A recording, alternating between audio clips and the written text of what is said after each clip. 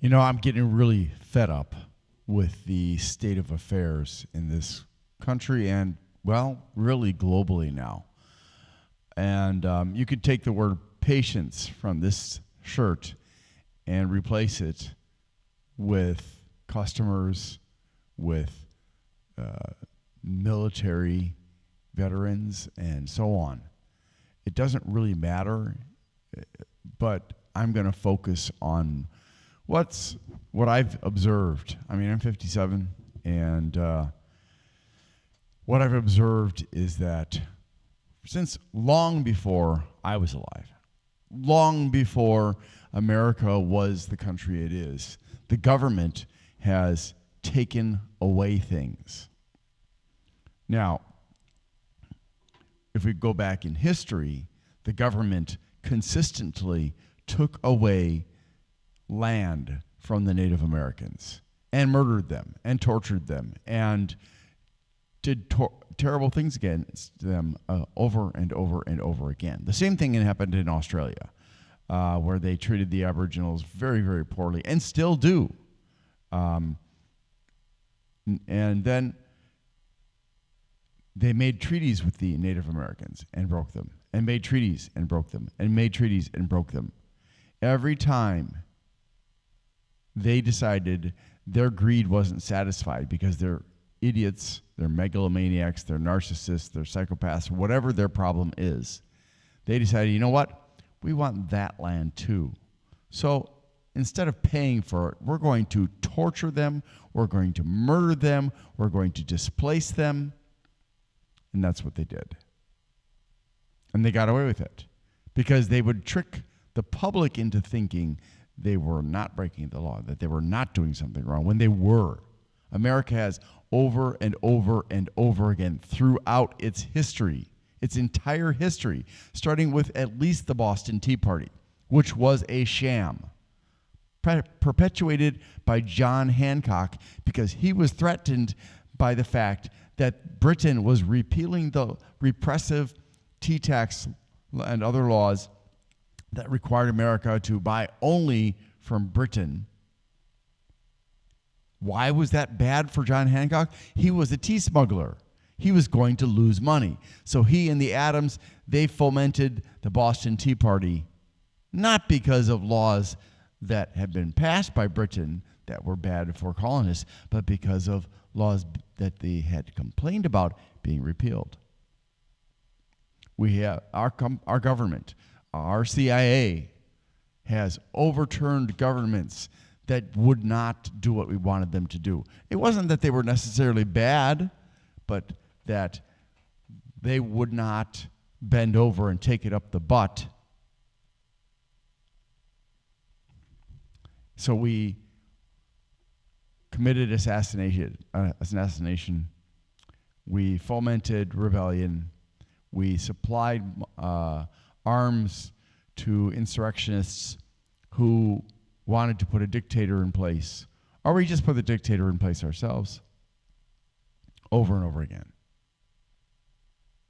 This is the kind of government that America really has and always has had. It's hidden behind a veneer of democracy, republicanism, and so on, but really, there's a fascist state. For anybody who's paying attention to history, who's paying attention to, even modestly paying attention to current events, there is a fascist state that's hiding behind all that. And there are people who are trying to turn it into a fascist state. Prescott Bush and other rich people tried decades and decades ago to get America to become a fascist nation.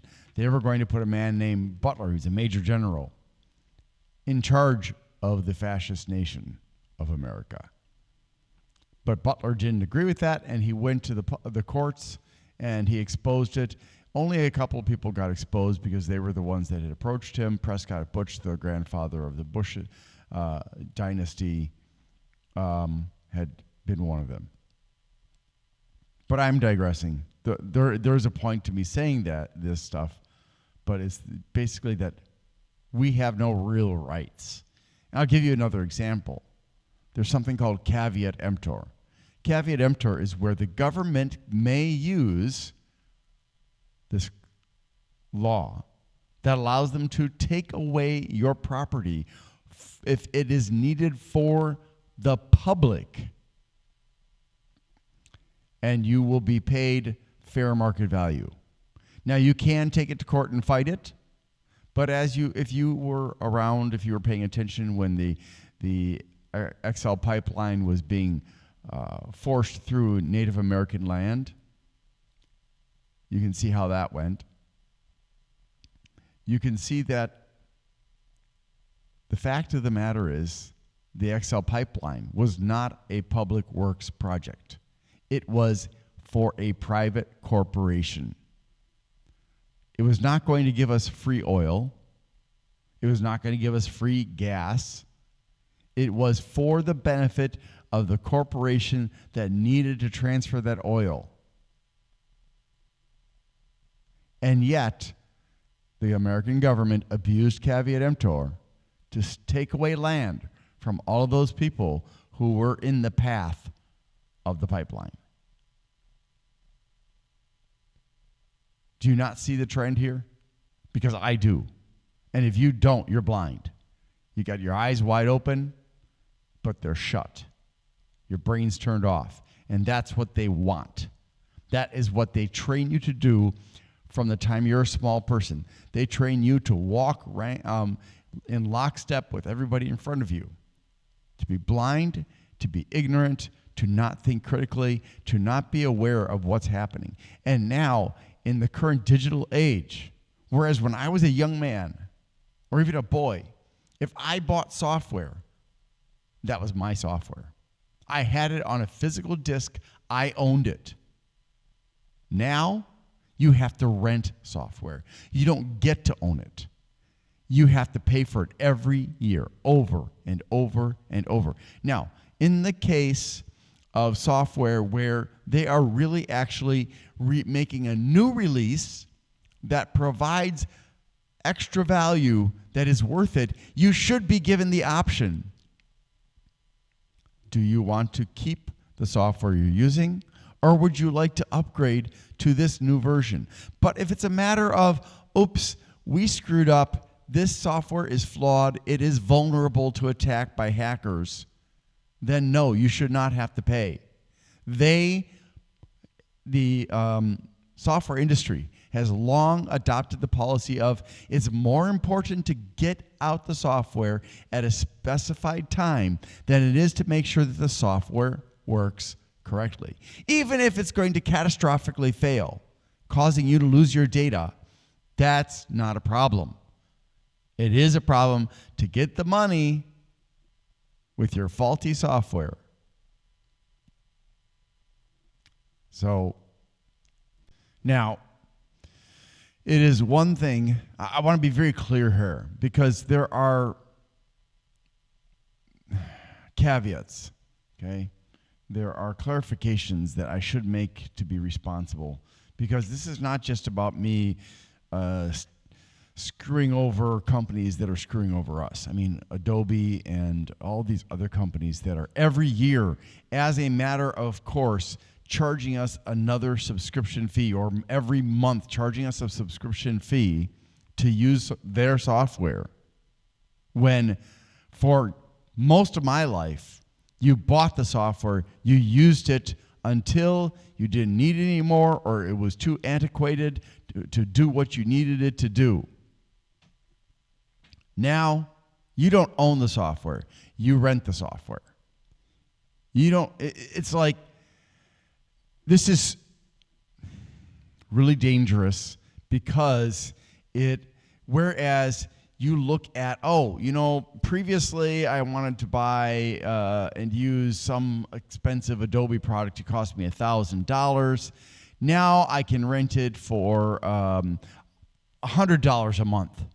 Well, that's great, but if it costs $1,000 and you're paying $100 a month, after 10 months, you're now spending more than you would have if you just bought it outright. Now, Is that fair? Well, that depends. I mean, if you're using it to earn money and you're able to derive enough benefit from the use of that product, then I guess so. But what if you're in a situation where that $100 a month is more than you can truly afford, along with all the other rising costs?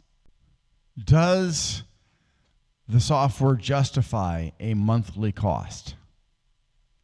It's not like you're using electricity unless you're using a service that requires access to their server. Now, let's differentiate. If you're using a server because you need something on that server, as in you choose to use it, okay, I can understand that the company is going to want money in return for that, or some other kind of barter, some other kind of exchange of goods. Your data has become a very, very common one and a very dangerous one. High-definition televisions are used to spy on us. Your computer is used to spy on us. Your television is used to spy on us. And so on and so forth. I mean, as you're driving down the road, they're spying on your license plates. As you send mail through the Postal Service, they're spying.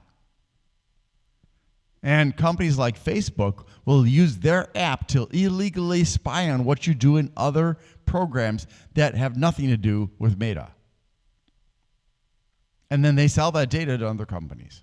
But so if you need a service, like say, for example, you are a videographer and you need clips to make your video not look boring like my videos.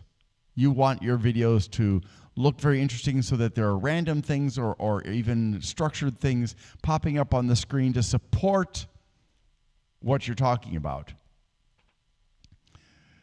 Well, yeah, okay, I can see that perhaps going to their server should be something that should allow them to get something in return. Should they get all your private data? I don't think so. That's not their right. But the government protects their stolen right to do that. And the longer we go in this age of non-privacy, the less people are concerned by it. The more they just come to accept Big Brother. But my focus here is this action of you don't own what you buy. Whether it's a rented item or you buy it one time, you don't actually own it. Anything digital, you don't own. Your phone, you own the physical phone, but the software, they can take it away from you. Read Samsung's terms of agreement. They can pull that away from you at any time if they feel, if it fits their user agreement.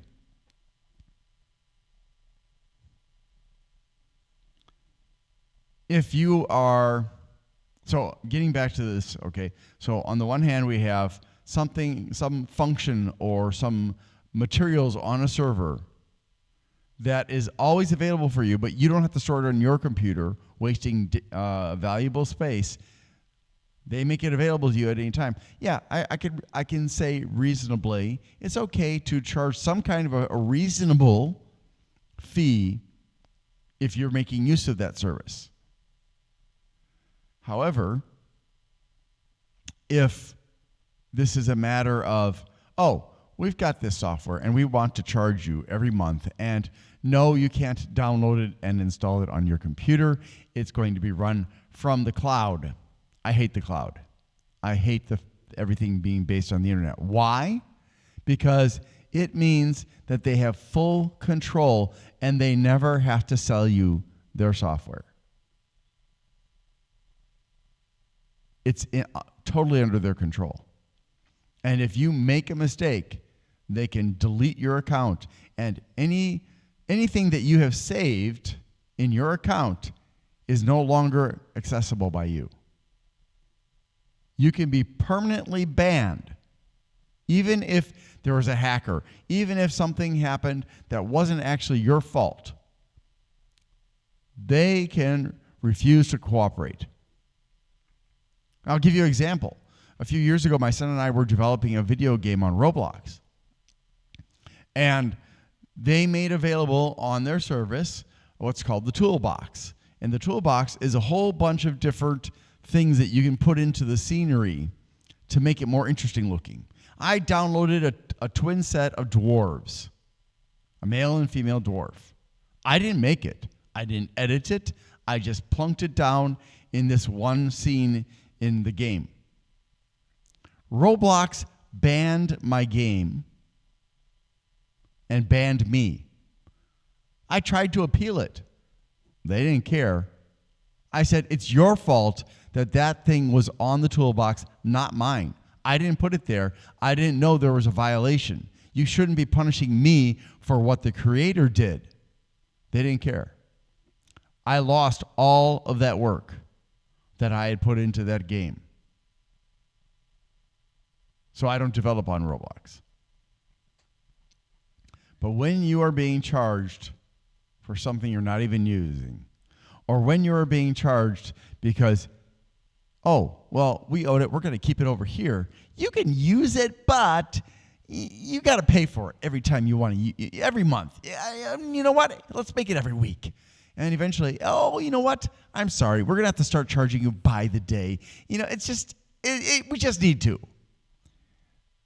And that is egregiously wrong, because now they're holding you in a position of servitude, where if you want to use something that they can take away from you at any time for any reason, even if it's not a reasonable reason, and they probably will have an arbitration agreement in which you can't take it to court, and they'll probably have another clause in it, the name of which I've forgotten, in which if you say something that is against them or that ends up getting them in court, they can make you pay for the court costs and the lawyer costs.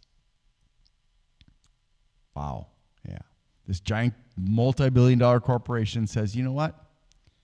You are responsible. You must pay. And then they just sit back.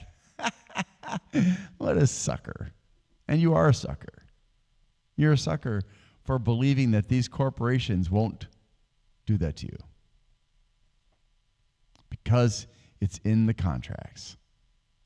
It's called an indemnification or hold harmless clause. Now, if you read the word indemnification, unless you're going to be a linguist and try to suss out the meaning of it, it means nothing. I mean, I'm not a stupid guy. I have a pretty good vocabulary, but I didn't know what indemnification meant. And then if you read the actual clause, it just looks like you're going to support them in court, you know, like saying, oh, they're not a bad company. But no, the other name for an indemnification clause is hold harmless. Well, doesn't that sound like you're just going to be supportive and not blame them for something that happened? That's what it sounds like. But what it actually means is that if you make a mistake or you deliberately do something where you end up causing this company to go to court, they can turn to you and hold you responsible for all liabilities. They can grind you to dust, and nobody will help you. So more and more and more corporations in my lifetime have been taking more and more and more away from us. Real wages, based on the 1970 wages, have moved up very little for the average person. But for the rich, they've gone like this. Real wages for the rich are well above what it's needed to keep up with the cost of living. For us, no, cost of living is going like this, and we're just, put it this way. In the year 2000, I worked for a company called Teletech. I was a very good technical support and customer support and order agent. Rose up to team leader, rose up to supervisor, did training classes. They were paying me like $10 an hour. Yeah. 2001, I left the country, went to Indonesia for a job that didn't happen, for a woman that didn't happen, but ended up marrying with somebody. And in 2017, I came back. And in 2019, I was trying to find work in customer service and tech support. That same company from multiple locations in the U.S. offered me a job. They reached out to me. And do you know how much they wanted to pay me? Now remember, 2001, I was earning about $10 an hour. This is 2017. They were offering me $10 an hour. That's the same. I actually got a better offer from a company in Malaysia. They were going to offer me a little bit more than $10 an hour. That was the best they could afford to do because it's Malaysia. Malaysia doesn't have the same kind of control over the value of their fiat currency that America has. Because America manipulates most of the world to make sure that America's on top. And when I say manipulate, I'm not lying here. America directly and indirectly, publicly and privately, manipulates a large portion of the world, as does China, as does Russia, as does Great Britain, as does France. France literally, oh my gosh, France has been for over 100 years, maybe, I don't remember even how much longer than 100 years, but France has basically raped Northern Africa. There's this entire belt of countries that France used to control directly. Now they gave them their freedom, but they're not really free. So to my way of thinking, if you are renting because software can no longer be owned, the use of software from a company, and I don't do that, I refuse, then they should only charge you when they make a major release that is significantly and noticeably better than the previous version. And anything in between should be at their cost. Why? Because it forces them to do a good job. With us shelling out money every single month, they don't have to do a good job. They don't have to provide good customer service. They don't have to provide good technical support. They don't have to do anything because they've got you over a barrel because you're willing to pay a monthly fee. You go on Amazon and you buy Prime, which I refuse to do. Number one, I try to avoid using Amazon as much as possible because I'm an employee and I know how they treat us. But number two, people who buy Prime, so say for example, so they can always get free shipping, it doesn't automatically default to free shipping. It tries to push customers into the paid shipping, but there's an option where you can choose Prime shipping. Why would you offer to your customers who are willing to pay extra to save money on shipping, but then force them to every time choose? Well, it's very simple. Because if people don't notice they're not getting the Prime shipping they have paid for, Amazon gets more money. That's all it boils down to. You look at a lot of other companies, they do the same kind of shady tactics. And Amazon collects all data.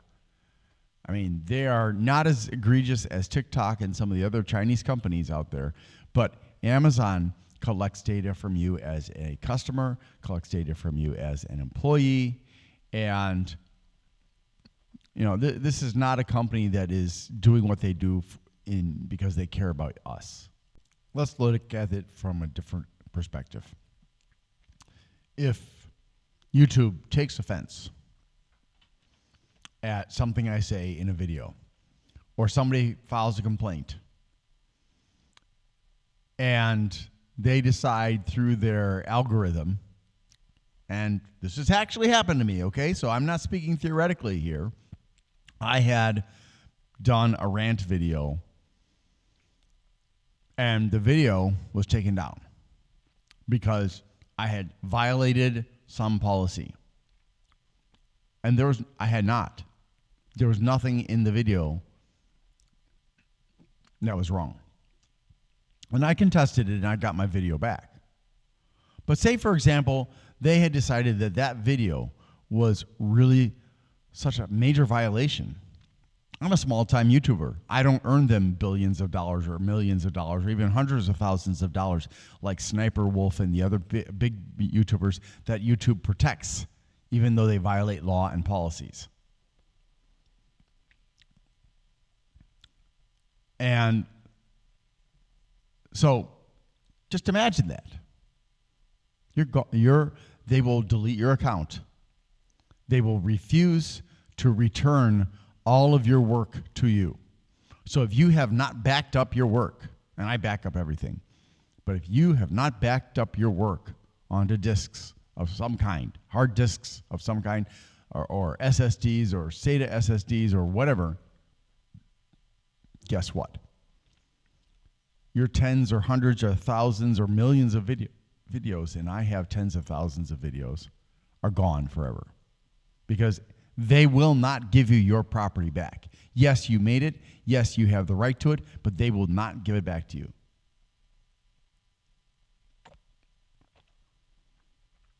So, here's another example. You buy an NTF. Do you know what an NTF is? It's a link. It's not the image. It's not the video. It's not whatever it is you see when you access that link. It's the link. That's how they can call it a NFT, sorry. That's how they can call it an NFT, non-fungible token, which means it's unique. If I sell 1,000 NFTs that look identical, and you say, well, that's not an NFT. Well, sure it is. You're looking at the wrong thing. It's not the image that you're supposed to be looking at. It's the link. Every single link that is sold is different. That's the NFT. So if they change the image without your consent, tough. You didn't buy the image. You bought the link. If they take down that server, tough. You still own the link. You just don't own what you're looking at.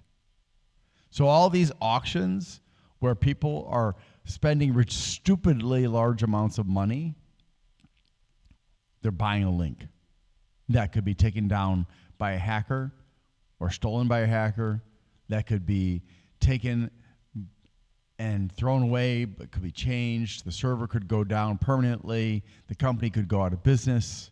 It doesn't matter whether it's Disney selling the NFT or if it's some guy who's going to rug pull you in 5 days. It's a scam. You don't own what you think you own.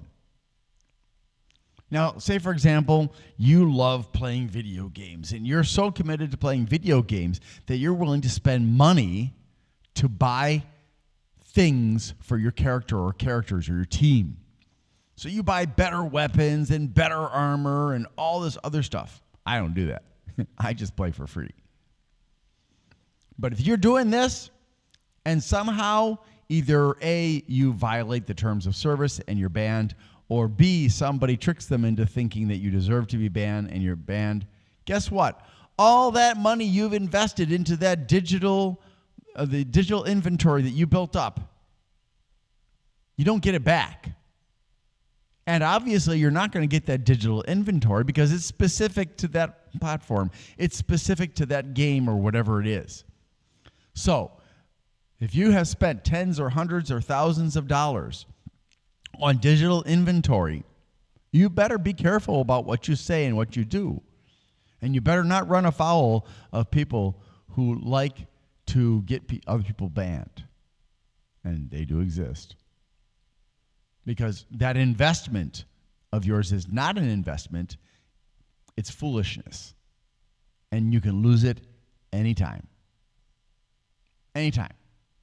Now, if I play a video game for free and I build my character up to a really high level and then I lose it, so that's the same as my hard drive failing and I lose it. That's the same as a lightning strike hitting my computer and I lose my character.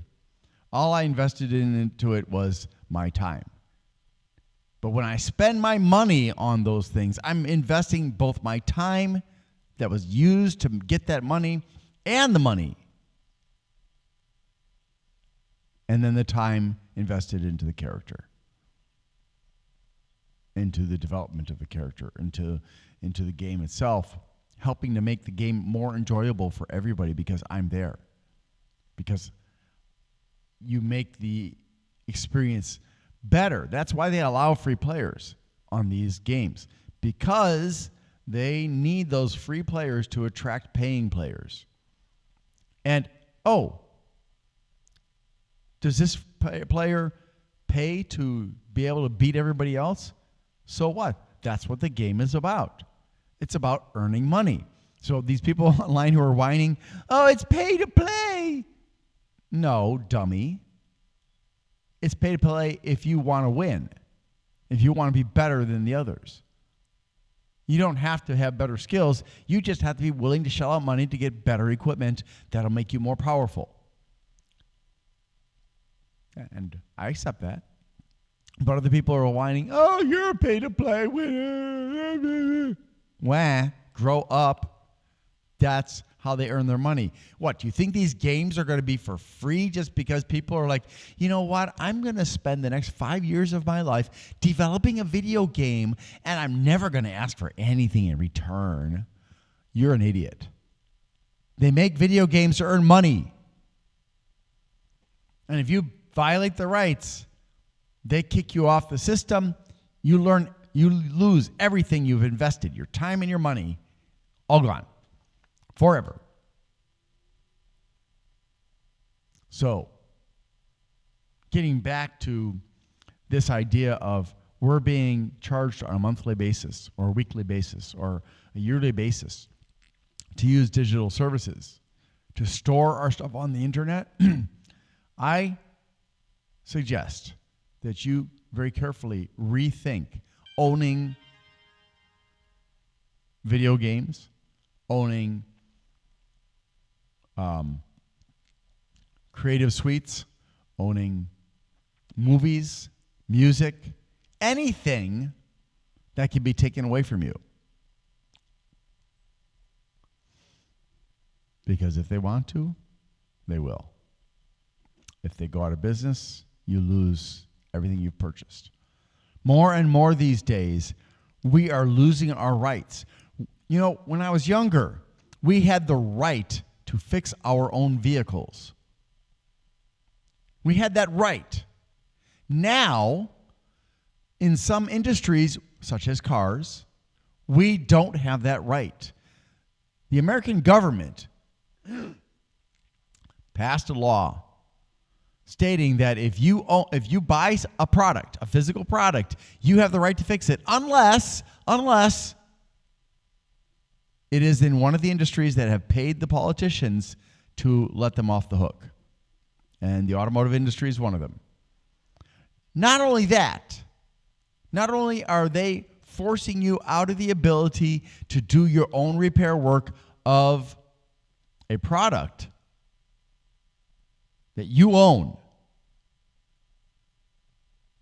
they are also forcing independent mechanics, independent repair technicians out because they're developing specialized tools that are required in order to do certain things, and they won't sell them to anybody who is not within their network of technicians.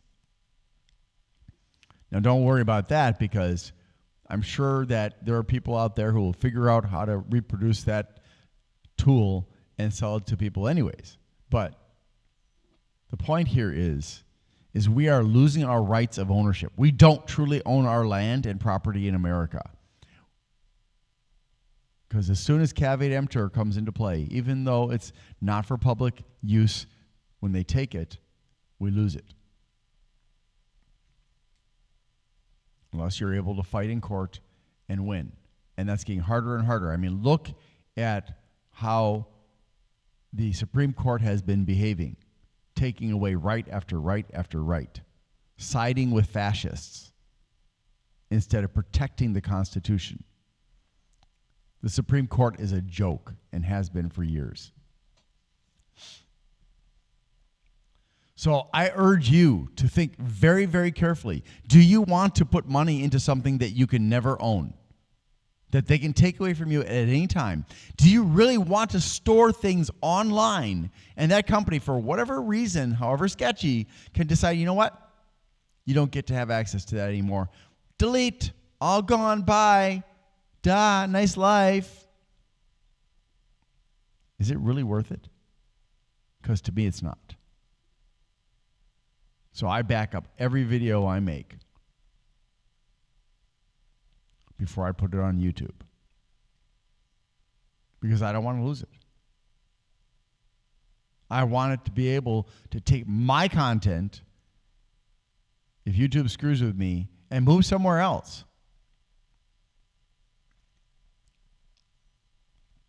And you should too. Think very carefully. Stop investing in these rental programs, because it's a losing situation for you if they are not really providing benefit to you by charging you monthly. If they're saying, well, you can store it on the cloud, you can say, I don't want to. And they shouldn't be able to charge you. They should not be able to force you to store things on the cloud. I've got stuff stored on the cloud, but I didn't ask them to do it. You know, like OneDrive, I was like, why is OneDrive turned on? Okay. I just haven't gotten around to removing all that stuff off of OneDrive and Apple or whatever, wherever my stuff has been stored. Google, you know, they just kind of like package it in there, and then they're collecting your data at the same time that they're saving stuff on in the cloud for you. It's not a cloud, by the way. It's servers, and they own them. They control them, and they can take it away from you at any time. So yeah, stop being sheeple. Learn your rights.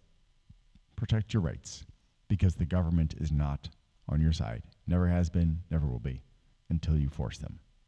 And until you continue to force them to remember of, for, and by the people. Not of, for, and by the elitists. Not of, for, and by the oligarchs. Not of, for, and by the rich people. It's the people. That means all people that live here, who are citizens, as far as I'm concerned. Illegal aliens shouldn't have the same rights that we have.